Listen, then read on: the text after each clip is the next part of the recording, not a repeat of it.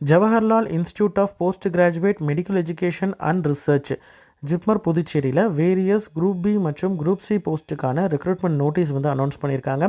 இது வந்து பாண்டிச்சேரியில் இருந்தாலும் இது ஒரு சென்ட்ரல் கவர்மெண்ட் இன்ஸ்டியூட் அப்படின்றதுனால தமிழ்நாட்டை சேர்ந்த கேண்டிடேட்ஸும் அப்ளை பண்ணலாம். சரிங்களா? இது வந்து சென்ட்ரல் கவர்மெண்ட் பர்மனன்ட் போஸ்ட்டு, நிரந்தர மத்திய அரசு பணியிடங்கள். இதற்கு என்னென்ன போஸ்ட்டு, யார் யாரெல்லாம் எலிஜிபிள், எப்படி அப்ளை பண்ணுறது அப்படின்றத ஒன் பை ஒன் நம்ம பார்க்கலாம். அதற்கு முன்னாடி கான்டாக்ட் டீட்டெயில்ஸ் இது எல்லாமே ஒன் பை ஒன் கொடுத்துருக்காங்க. இம்பார்ட்டன்ட் டேட்ஸை பொறுத்த வரைக்கும் ஆன்லைனில் தான் இதை வந்து ரெஜிஸ்ட்ரேஷன் பண்ண முடியும். 19/7/2024 ரெஜிஸ்ட்ரேஷன் ஸ்டார்ட் ஆகிடுச்சு.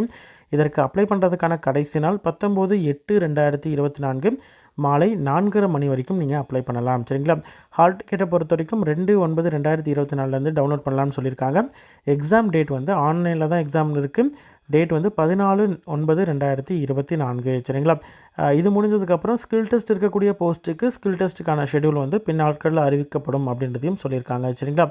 ஓகே, ஒன் பை ஒன் நம்ம வந்து vacancy details, essential qualification, age, இது எல்லாமே ஒன் பை ஒன் நம்ம பார்க்கலாம். சேலரி எல்லாமே. ஃபஸ்ட்டு வந்து குரூப் பியை பொறுத்த வரைக்கும் 169 வேக்கன்சி வந்து டோட்டலாக இருக்குது. அதில் ஜூனியர் டிரான்ஸ்லேஷன் ஆஃபீஸரில் ஒரு வேக்கன்சி இருக்குது. அந்த ஒரு வேக்கன்சியும் ஓபிசியில் இருக்குது. ஜூனியர் ஆக்குபேஷனல் தெரபிஸ்ட்டை பொறுத்த வரைக்கும் ஒரு வேக்கன்சி இருக்குது. அந்த ஒரு வேக்கன்சி அன்ரிசர்வ்டில் இருக்குது. மெடிக்கல் லெபார்ட்டரி டெக்னாலஜிஸ்ட்டை பொறுத்த வரைக்கும் 4 வேக்கன்சி இருக்குது. யூஆரில் 1, ஓபிசியில் 1, எஸ்டியில் 2 வேக்கன்சி இருக்குது.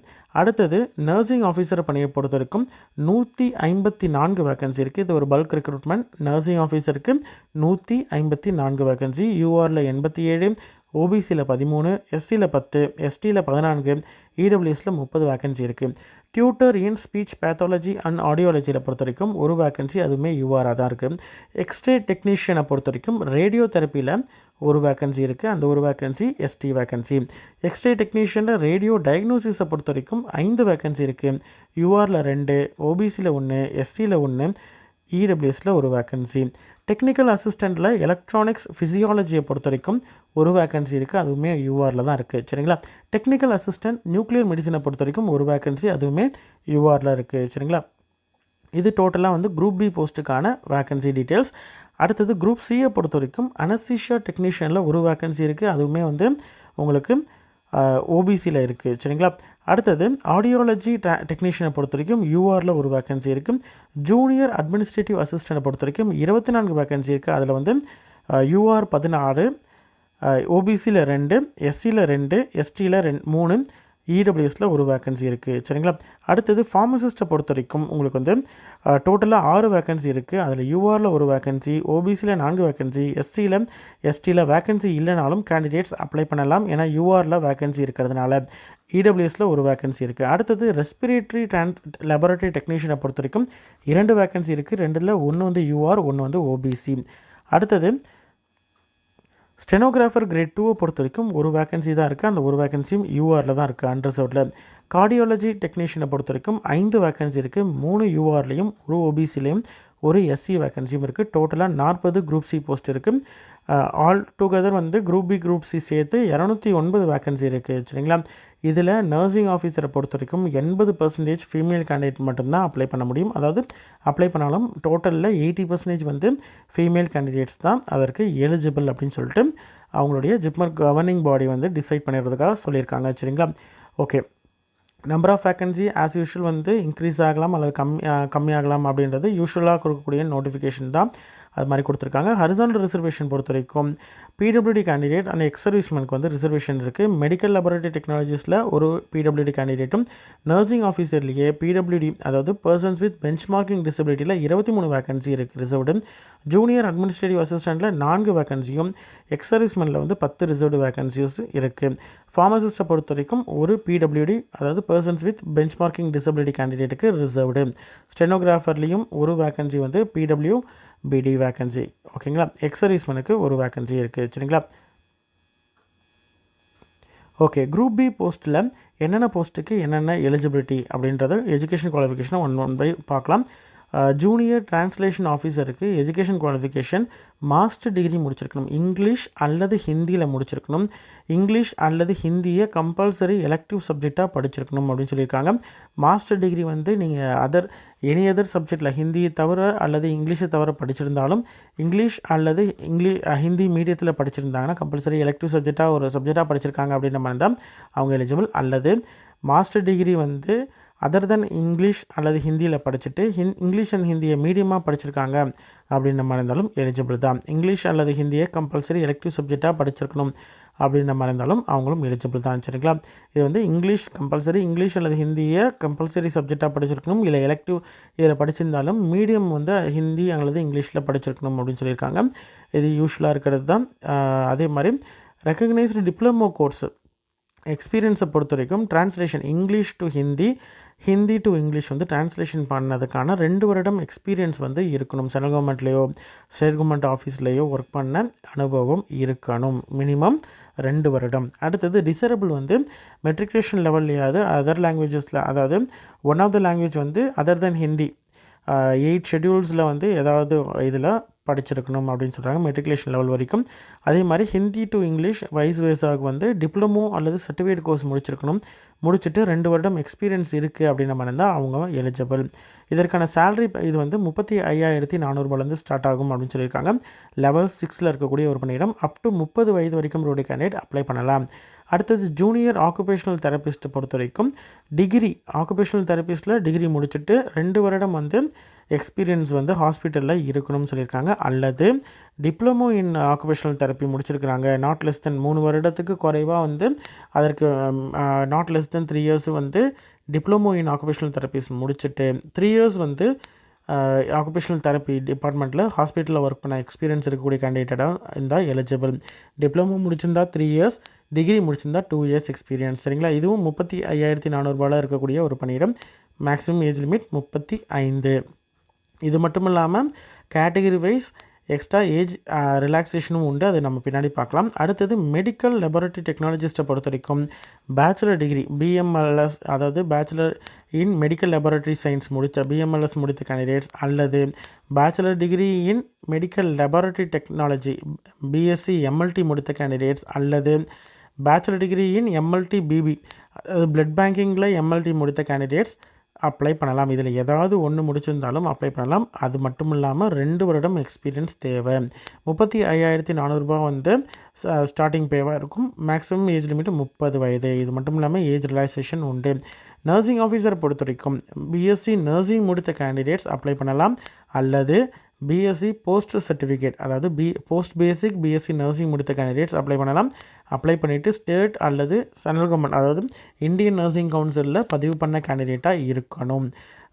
அதாவது ரெஜிஸ்டர்டு நர்ஸ் அண்ட் மிட்வைஃபரியாக இருக்கணும், ஸ்டேட் அல்லது இந்தியன் நர்சிங் கவுன்சிலில். இது ஒரு கண்டிஷன். அல்லது diploma in general nursing and midwifery DGNM முடித்த கேண்டிடேட்ஸ் அப்ளை பண்ணலாம்.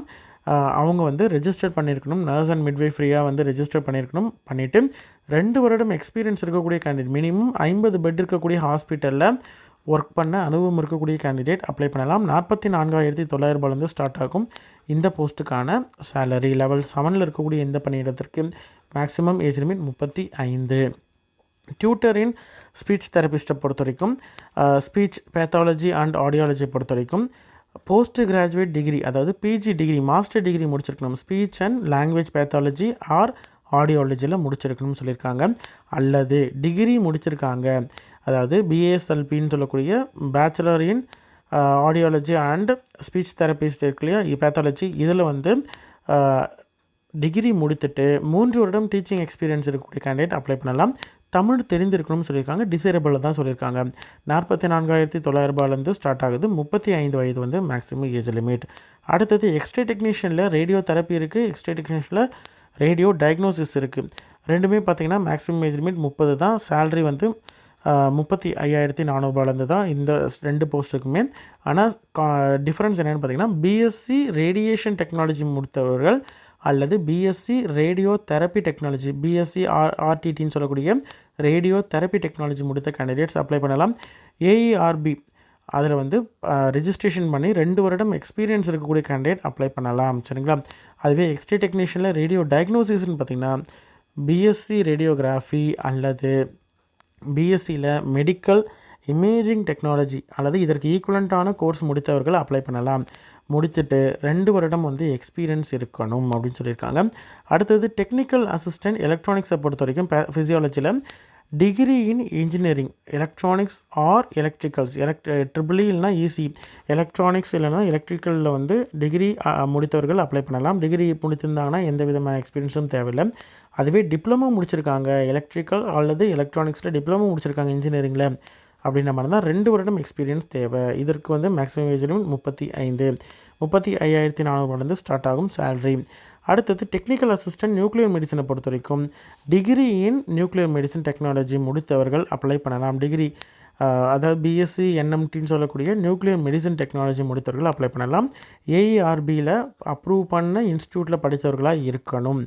டிகிரி இன் ஃபிசிக்ஸோ இல்லை கெமிஸ்ட்ரியோ பயோகெமிஸ்ட்ரியோ மைக்ரோபயாலஜியோ லைஃப் சயின்ஸோ இது எதுலையாவது முடிச்சுட்டு போஸ்ட் கிராஜுவேட் டிப்ளமோ 2 வருட கோர்ஸ் வந்து medical radiation and isotope technology DMRIT முடித்தவர்கள் அப்ளை பண்ணலாம். அதுவுமே ஏஇஆர்பி அங்கீகாரம் பெற்ற இன்ஸ்டியூட் காலேஜஸில் படிச்சிருக்கணும்னு சொல்லியிருக்காங்க. இதற்கு மேக்ஸிமம் ஏஜ் லிமிட் 35,400 ஸ்டார்ட் ஆகும் சேலரி பே. அடுத்தது இருக்குது குரூப் சி போஸ்ட்டு அனஸ்தீஷியோ டெக்னீஷியன். அனஸ்தீஷியாவுக்கு வந்து டிகிரி அதாவது பிஎஸ்சி அனஸ்தீஷியா டெக்னீஷியன் முடித்தாருங்கன்னா அவங்க எலிஜிபிள், எந்த விதமான எக்ஸ்பீரியன்ஸும் தேவையில்லை. அதுவே டிப்ளமோ இன் அனஸ்தீஷியா முடிச்சிருக்காங்க அப்படின்ற மாதிரி இருந்தால் கண்டிப்பாக 1 வருடம் வந்து எக்ஸ்பீரியன்ஸ் தேவை. சரிங்களா? 25,500 ஸ்டார்ட் ஆகும். 30 வயது வரைக்கும் உங்களுடைய கேண்டிடேட் வந்து அப்ளை பண்ணலாம். எல்லா போஸ்ட்டுக்கும் பார்த்திங்கன்னா ஸ்டார்டிங் பே கொடுத்துருக்காங்க. இது கூட வந்து அலவன்சஸ் ரிமைனிங் வந்து எல்லாமே வந்து சென்ட்ரல் கவர்மெண்ட்டில் பர்மனன்ட் போஸ்ட்டுக்கு என்னென்ன இருக்குமோ எல்லா விதமான அலவன்சஸும் இந்த போஸ்ட்டில் இருக்கக்கூடியவங்களுக்கும் உண்டு. அடுத்தது ஆடியாலஜி டெக்னீஷியனை பொறுத்த வரைக்கும் diploma in hearing language and speech DHLS முடித்தவர்கள் வந்து அப்ளை பண்ணலாம். டிப்ளமோ இன் ஹியரிங் எய்டு முடித்தவர்கள் அப்ளை பண்ணலாம். இயர்மவுல்டு டெக்னாலஜி முடித்தவர்கள் அப்ளை பண்ணலாம். ஆர்சிஐ அங்கீகாரம் படுத்த சென்டர்ஸில் இல்லைனா ஈக்குவலண்ட் கோர்ஸ் வந்து முடித்தவர்கள் அப்ளை பண்ணலாம். சரிங்களா? தமிழ் தெரிந்திருக்கணும்னு சொல்லியிருக்காங்க. 25 வயது தான் maximum age limit. Extra age ரிலாக்ஸேஷனும் உண்டு. 25,500 ஸ்டார்ட் ஆகும் இந்த போஸ்ட்டுக்கான சேலரி. அடுத்தது ஜூனியர் அட்மினிஸ்ட்ரேட்டிவ் அசிஸ்டண்ட்டை பொறுத்த வரைக்கும் மினிமம் வந்து 12ஆம் வகுப்பு முடித்திருந்தாலே போதுமானது. வேறு எந்த விதமான எக்ஸ்பீரியன்ஸோ வேறு எந்த குவாலிஃபிகேஷனும் தேவையில்லை. ஆனால் ஸ்கில் டெஸ்ட் வைப்பாங்க. அந்த ஸ்கில் டெஸ்ட்டில் வந்து டைப்பிங் வந்து 35 வேர்ட் பர் மினிட் வந்து இங்கிலீஷாக இருந்தால் டைப் பண்ண தெரிஞ்சிருக்கணும். அதுவே ஹிந்தி நீங்கள் பண்ணுறீங்க அப்படின்ற மாதிரி இருந்தால் 30 வேர்ட் பர் மினிட் வந்து டைப் பண்ண தெரிஞ்சிருக்கணும். எய்தர் ஹிந்தி டைப் பண்ண தெரிஞ்சாலே போதும். சர்டிஃபிகேட்லாம் தேவையில்லை. நீங்கள் வந்து ஸ்கில் டெஸ்ட்டில் டைப் பண்ண தெரிஞ்சாலே போதுமானது. ஓகேங்களா? இதற்கு பே வந்து 19,900 ஸ்டார்ட் ஆகும். லெவல் 2ல் இருக்கக்கூடிய ஒரு post. Maximum age limit 30. Extra age relaxation உண்டு கேட்டகரி வைஸ். ஃபார்மசிஸ்ட் போஸ்ட்டை பொறுத்த வரைக்கும் டிகிரி இன் ஃபார்மசி முடித்தவர்கள் அப்ளை பண்ணலாம். டிகிரி முடிச்சிருக்கீங்க பிஃபார்ம் முடித்திருக்கீங்க அப்படின்ற மாதிரி இருந்தால் உங்களுக்கு வந்து 1 இயர் எக்ஸ்பீரியன்ஸ் தேவை. அதுவே வந்து டிஃபார்ம் முடித்திருக்கீங்க டிப்ளமோ இன் ஃபார்மசி முடித்திருக்கீங்க அப்படின்ற மாதிரி இருந்தால் 2 இயர்ஸ் எக்ஸ்பீரியன்ஸ் தேவை. சரிங்களா? டிகிரி முடித்திருந்தால் 1 இயரும் டிப்ளமோ முடித்திருந்தால் 2 இயர்ஸும் எக்ஸ்பீரியன்ஸ் தேவை. அதே மாதிரி கண்டிப்பாக எந்த கேண்டிடேட்டாக இருந்தாலும் ஃபார்மசிஸ்ட்டாக பதிவு பண்ணியிருக்கணும். ரெஜிஸ்டர்டு ஃபார்மசிஸ்ட்டாக இருக்கணும்.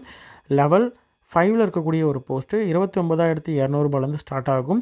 30 வயது வந்து மேக்ஸிமம் ஏஜ் லிமிட். அடுத்தது ரெஸ்பிரேட்டரி லெபார்ட்டரி டெக்னீஷியனை பொறுத்த வரைக்கும் பிஎஸ்சி எம்எல்டி முடித்தவர்கள் அப்ளை பண்ணலாம். மெடிக்கல் லெபார்ட்டரி டெக்னாலஜி முடித்தவர்கள் டிகிரி முடித்தவர்கள் அப்ளை பண்ணலாம். எக்ஸ்பீரியன்ஸ் வந்து டிசேபிள் தான் சொல்லியிருக்காங்க. இருந்தால் ஓகே, இல்லைனா பிரச்சனை இல்லை. 1 இயர் எக்ஸ்பீரியன்ஸை வந்து பல்மனரி ஃபங்க்ஷன் டெஸ்ட் லேப்லேயோ அல்லது அலர்ஜி லெபார்ட்டரிலையோ அல்லது ரெஸ்பிரேட்டரி அலர்ஜி அல்லது இம்யூனோதெரப்பி லெபார்ட்டரி இதிலலாம் வந்து எதுலையாவது ஒர்க் பண்ண எக்ஸ்பீரியன்ஸ் இருந்தால் டிசேபிள்னு சொல்லியிருக்காங்க. இல்லைனாலும் பிரச்சனை இல்லை. 1 இயர் வந்து கம்ப்யூட்டர் சாஃப்ட்வேர் ஹேண்டில் பண்ணுறதுக்கான எக்ஸ்பீரியன்ஸ் இருந்தாலும் ஓகே தான் சொல்லியிருக்காங்க. Maximum age limit 30. 29,200 ஸ்டார்ட் ஆகும் சேலரி.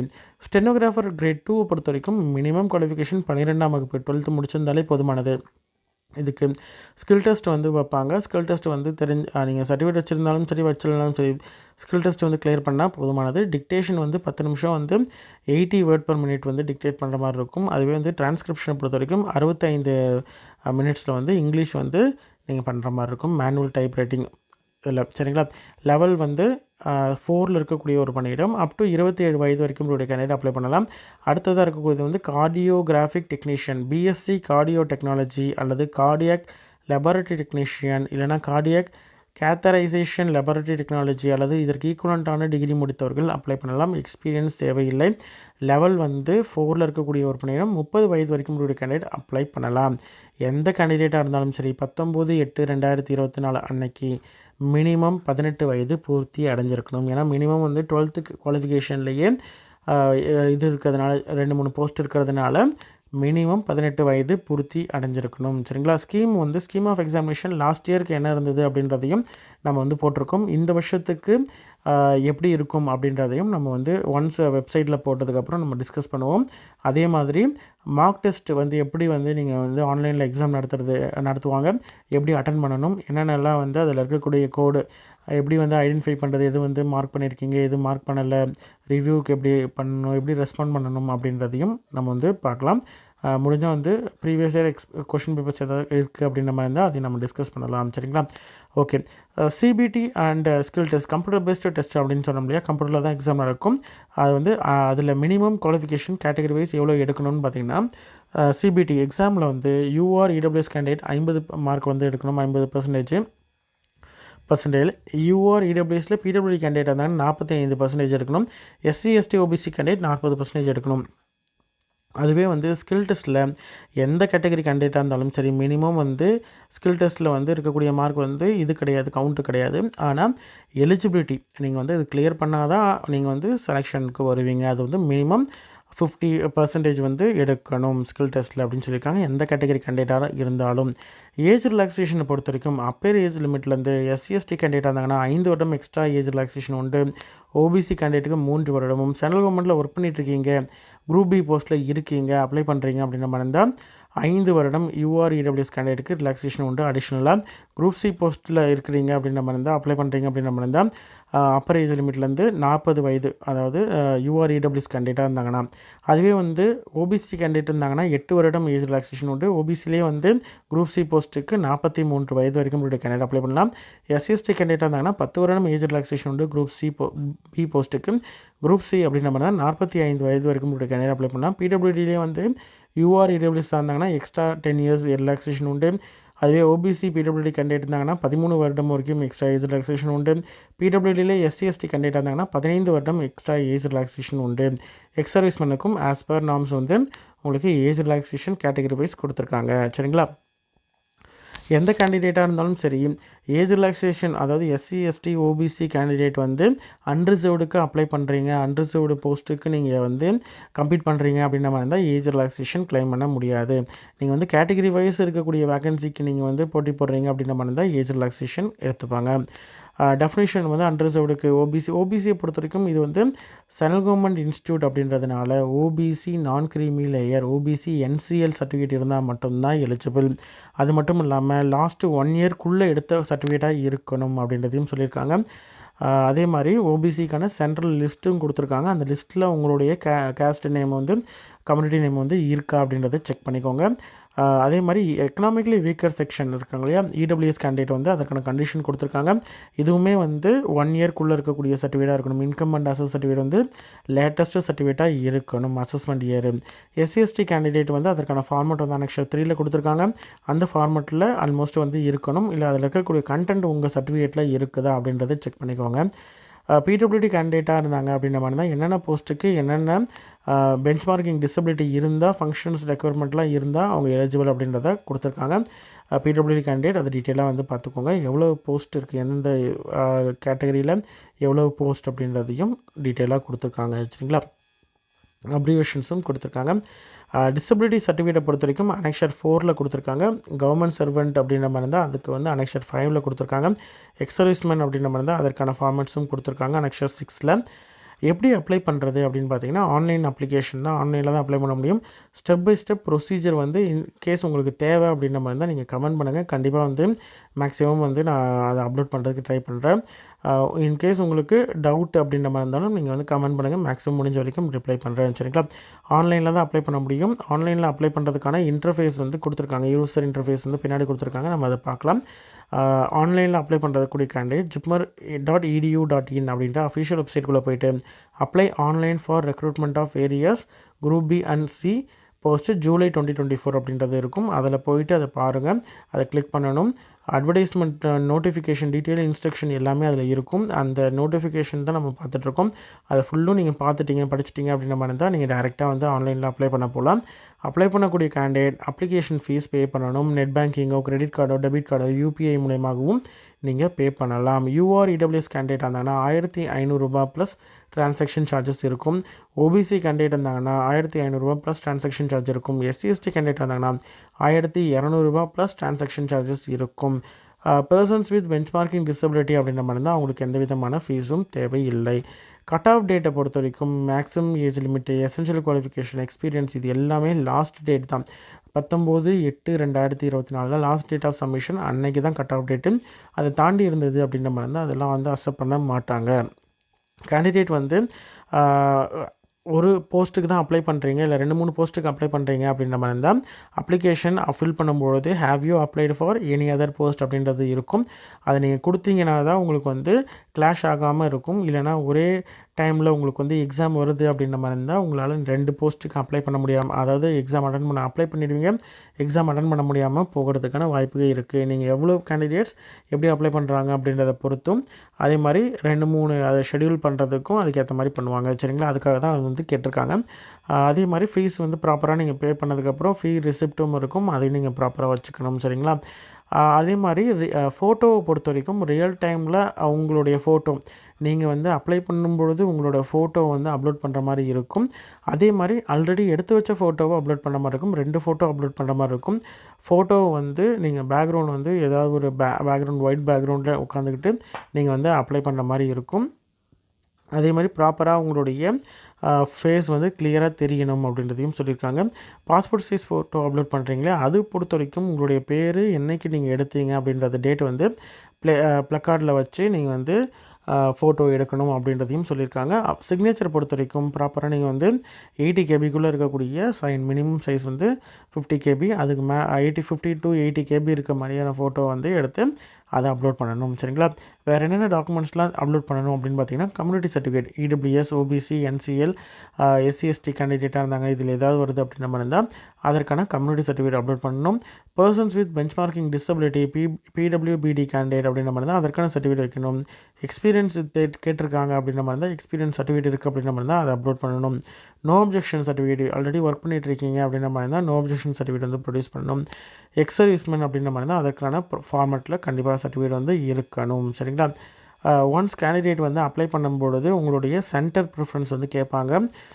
புதுச்சேரி, டெல்லி, கொல்கத்தா, மும்பை, சென்னை, கோயம்புத்தூர், மதுரை, சேலம், திருச்சிராப்பள்ளி, திருநெல்வேலி, வேலூர், பெங்களூரு, ஹைதராபாத், திருவனந்தபுரம், திருச்சூர், கொச்சி, கோழிக்கோடு, கொல்லம், கண்ணூர், இந்த மாதிரி வேரியஸ் சென்டர்ஸ் வந்து இருக்குது. உங்களுக்கு நியர்பையில் எந்த சென்டர் இருக்குது அப்படின்றத பார்த்து நீங்கள் வந்து அப்ளை பண்ணிக்கலாம். நீங்கள் ஆப்ஷன் கொடுத்தாலும் மேக்ஸிமம் எவ்வளோ சீக்கிரம் அப்ளை பண்ண முடியுமோ அப்ளை பண்ண தான் உங்களுக்கு கேட்ட சென்டர்ஸ் வந்து கிடைக்கிறதுக்கான வாய்ப்புகள் அதிகமாக இருக்குது. சரிங்களா, கம்ப்யூட்டர் பேஸ்டு டெஸ்ட்டு மற்றும் ஸ்கில் டெஸ்ட்லாம் வந்து கேண்டிடேட் என்ன பண்ணணும் என்ன பண்ணக்கூடாது அப்படின்றத டீட்டெயிலாக கொடுத்துருக்காங்க. கண்டிப்பாக வந்து கேண்டிடேட் ஏதாவது ஒரு ப்ரூஃப் வந்து வேலிடான ப்ரூஃப் வந்து கண்டிப்பாக எடுத்துகிட்டு போகணும் அப்படின்றத சொல்லியிருக்காங்க. ஜெராக்ஸ் முடிஞ்சால் ஜெராக்ஸும் ஒரு வந்து எடுத்துகிட்டு போகிறது நல்லது. அங்கே போனதுக்கப்புறம் சிக்னேச்சர் அண்ட் சீல் வந்து வைப்பாங்க. சென்டருடைய ரெப்ரசன்டேட்டிவும் இன்விஜிலேட்டரும் வைப்பாங்க அப்படின்றத சொல்லியிருக்காங்க. அந்த ஹால் டிக்கெட்டையும் பத்திரமா நீங்கள் வந்து வச்சுருக்கணும் அப்படின்றதையும் சொல்லியிருக்காங்க. ஒன்ஸ் எக்ஸாம் முடிஞ்சதுக்கப்புறம் உங்ககிட்ட கொடுத்துருவாங்க. இருந்தாலும் நீங்கள் வந்து சேஃபாக வச்சுக்கிட்டு சர்டிஃபிகேட் வெரிஃபிகேஷன் பண்ணும்போது எடுத்துகிட்டு வரணும் அப்படின்றதையும் சொல்லியிருக்காங்க. ரிட்டன் எக்ஸாம் வந்து ப்ராப்பராக ஃப்ரிஸ்கிங்லாம் பண்ணிவிட்டு தான் அவங்க வந்து பர்மிட் பண்ணுவாங்க எக்ஸாம் ஹாலுக்குள்ளே. அதே மாதிரி ஷெட்யூலு டேட்டு எப்படி வந்து என்ன பேட்டர்னில் எக்ஸாம் இருக்கும் அப்படின்றத வந்து சீக்கிரமாக வந்து வெப்சைட்டில் போடுவாங்க அப்படின்றதையும் சொல்லியிருக்காங்க. அதை பார்த்து நீங்கள் செக் பண்ணிக்கலாம். மார்க் டெஸ்ட் லிங்க்கும் வந்து கொடுத்துருக்காங்க. மார்க் டெஸ்ட்டும் எப்படி அட்டன் பண்ணுறது, என்னென்ன எப்படி ஸ்டெப்ஸு எப்படி அட்டன் பண்ணுறது மாடல் அப்படின்றதையும் செப்பரேட் வீடியோ வேணும் அப்படின்ற மாதிரி இருந்தால் நீங்கள் மென்ஷன் பண்ணுங்கள், கண்டிப்பாக வந்து அதையும் போடுறேன். ஆன்சர் பண்ணும்பொழுது நெகட்டிவ் மார்க்ஸ் உண்டு. அதாவது கரெக்டாக ஆன்சர் பண்ணியிருந்தீங்கன்னா 4 மார்க் வரும், தப்பாக ஆன்சர் பண்ணிங்கன்னா -1 மார்க் போகும். அதுவே ரிவ்யூ பண்ணுறீங்க இல்லைனா ஆன்சர் பண்ணலை அப்படின்ற மாதிரி இருந்தால் அதுக்கு எந்த விதமான மதிப்பெண்ணும் வராது போகாது. சரிங்களா, இதில் வந்து 2-3 பேருக்கு ஒரே மார்க் எடுத்திருக்காங்க அப்படின்ற மாதிரி இருந்தால் யார் கம்மியான நெகட்டிவ் மார்க் வச்சுருக்காங்களோ அவங்க தான் வந்து ஃபஸ்ட்டு ப்ரிஃபரன்ஸ் கொடுப்பாங்க. ஈவன் அதுலேயும் சேமாக இருக்கீங்க அப்படின்ற மாதிரி இருந்தால் அடுத்தது யார் ஏஜில் வந்து மூத்தவர் அப்படின்றத பார்த்து எல்டர் கேண்டிடேட்டுக்கு வந்து வாய்ப்பு கொடுப்பாங்க. அதுலேயும் சேமாக இருக்காங்க அப்படின்ற மாதிரி இருந்தால் அவங்களுடைய நேம் வந்து அல்ஃபபெட் ஆர்டரில் யார் ஃபஸ்ட்டு வராங்க அப்படின்றத பொறுத்து அவங்களுக்கு வந்து இது பண்ணுவாங்க. டிக்ளரேஷன் ரிசல்ட்டை பொறுத்த வரைக்கும் ஒவ்வொரு கேட்டகரி வைஸ் ரிசல்ட்டும் இருக்கும். காமனாக இருக்கக்கூடிய மெரிட் லிஸ்ட் யூஆர் மெரிட் லிஸ்ட்டும் இருக்கும் அப்படின்றத சொல்லியிருக்காங்க. கேண்டிடேட்ஸ் வந்து ப்ராப்பராக வந்து ஜிப்மர் வெப்சைட்டை ரெகுலராக செக் பண்ணிகிட்டு இருக்கணும் அப்படின்றதையும் சொல்லியிருக்காங்க. ஏதாவது ஒன்றுனா ஜிப்மர் வெப்சைட்டில் தான் வந்து போடுவாங்க. அட்டெண்டமாக இருந்தாலும் குறைஞ்சிடமாக இருந்தாலும் எதுவாக இருந்தாலும் அதில் தான் போடுவாங்க. சரிங்களா? இன்ட்ரெஸ்டட் கேண்டிடேட் அப்ளை பண்ணுங்கள். உங்களோட ஃப்ரெண்ட்ஸ் சர்க்கிளில் யாராவது வந்து இந்த பணியிடத்தில் ஏதாவது ஒன்றுத்துக்கு எலிஜிபிள் அப்படின்னு நினச்சிங்கன்னா, இல்லை வந்து மினிமம் 12ஆம் வகுப்பு முடித்த போஸ்ட்டுக்கு இருக்குது, அந்த போஸ்ட்டுக்கு எலிஜிபிள் அப்படின்னு நினச்சிங்கனாலும் நீங்கள் வந்து அவங்கக்கிட்ட அப்ளை பண்ணி சொல்லலாம். இதை ஷேர் பண்ணிங்கன்னா அவங்களுக்கு கண்டிப்பாக அவங்களுக்கு யூஸ்ஃபுல்லாக இருக்கும் இந்த வீடியோவை. அதே மாதிரி இதற்கான அனெக்ஷர்ஸ் எல்லாமே வந்து கொடுத்துருக்காங்க. எந்தெந்த அனெக்ஷர்ஸ்லாம் உங்களுக்கு வந்து அப்ளிகேபிள் அப்படின்றத செக் பண்ணி பார்த்துட்டு அதுக்கப்புறம் நீங்கள் அதை பிரிண்ட் அவுட் எடுத்து ப்ராப்பராக அந்த கன்சர்ன் அத்தாரிட்டிகிட்ட நீங்கள் சைன் வாங்கி அதுக்கப்புறம் நீங்கள் அப்லோட் பண்ணுற மாதிரி இருக்கும். சரிங்களா? இடபிள்யூஎஸ் கேண்டிடேட்டாக இருந்தாலும் சரி, இன்கம் அண்ட் அசஸ் சர்டிஃபிகேட், எந்த கேட்டகரியில் நீங்கள் வரீங்களோ அதற்கான ப்ராப்பரான ப்ரூஃப் வந்து இருக்கணும். அப்படி இல்லை அப்படின்ற மாதிரி இருந்தால் உங்களை அன்ரிசர்வ்டாக மட்டும்தான் கன்சிடர் பண்ணுவாங்க. அந்த ஓன் கேட்டகரிக்கு கன்சிடர் பண்ண மாட்டாங்க. சரிங்களா? இன்ட்ரெஸ்டட் கேண்டிடேட் அப்ளை பண்ணுங்கள். அப்ளை பண்ணுறதுக்கு எப்படி ஸ்டெப் பை ஸ்டெப் ப்ரொசீஜர் அப்படின்றது வேணும் அப்படின்ற மாதிரி தான் நீங்கள் வந்து கமெண்ட் பண்ணுங்கள்.